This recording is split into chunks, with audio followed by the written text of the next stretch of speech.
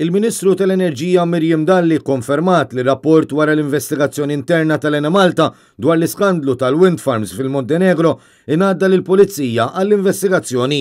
Ikkonfermat dan meta mistoqsija minn Net News dwar jekk se tuħu passi issa li ġie żvelat li kien hemm nuqqas fil-proċess ta' due diligence u anke nuqqas ta' professjonalità fil-mod kif ġie analizzat dan id-deal. Dak ir-rapport għaddant il-Pulizija.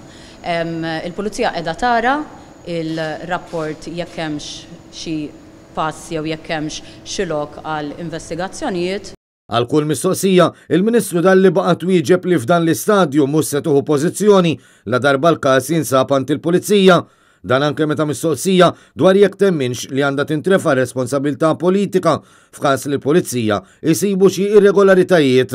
Jista' xi ħadd tintrefa' responsabilità, Ministru, għandha tintrefa' responsabilità. Jiena naħseb konċara ħafna. Jiena konċara ħafna.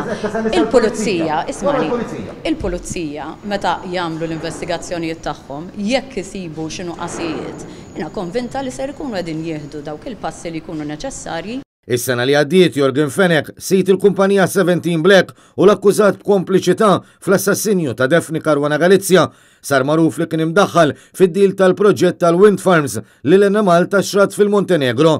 Kien sar magħruf li Fenek għamel profitt ta' kważi 5 miljun euro wara li finanzja b'mod sigriet lil intermedjarju meta bih l-isma tiegħu fil-proġett. Fl-aħħar jiem, il-Journal Times of Malta żvela li l-investigazzjoni li saret mill-Enemalta sabet nuqqas fil-proċess ta' due diligence fil-konfront tal-intermedjarju, il-kumpanija Cividex li s-sit tagħha u Turab Musajev li kienu kol parti mill-konsorzju tal-Electrogas. Ġimgħat biss wara l-intermedjarju kien akkwista l-isma fil-proġett minn konsorzju Spanjol għal anqas minn 3 miljun euro. F'Diċembru 2015 l-Enemalta xrat l-istess isma mill-intermedjarju għal aktar minn 10 miljun euro. Aktar tard l-Enemalta ddiet l-isma lill-konsorzju stabbilita l-proġett li kien jinkludi l-azzjonisti tal-Enemalta Shanghai Electric. Il-wind farms fil-Montenegro kienu inaugurati f'Novembru tal-2019 mill-Prim Ministru Joseph Muscat waqt żjara li għamel fil-pajjiż. Il-Gvern tal-Montenegro kien ippubblika ritratt li fih delegazzjoni tal-Gvern Malti segwiet il-bidu tal-operat. Preżenti ma' Muscat kien hemm ukoll l-eks ministri Konrad Mizzi u Joe Mizzi. Iżda anke hawn il-Ministru Miriam Dalli ħarbet milli twieġeb jekk f'dan l-istadju hijiex qed tiddisassoċja ruħha minn Konrad Mizzi.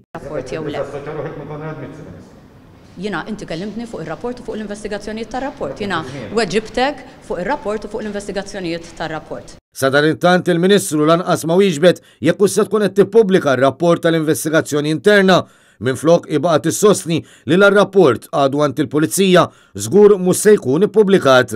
Dan wara t-talba li saritilha mill-kellim tal-Oppożizzjoni għall-Enerġija Rajn Kallus.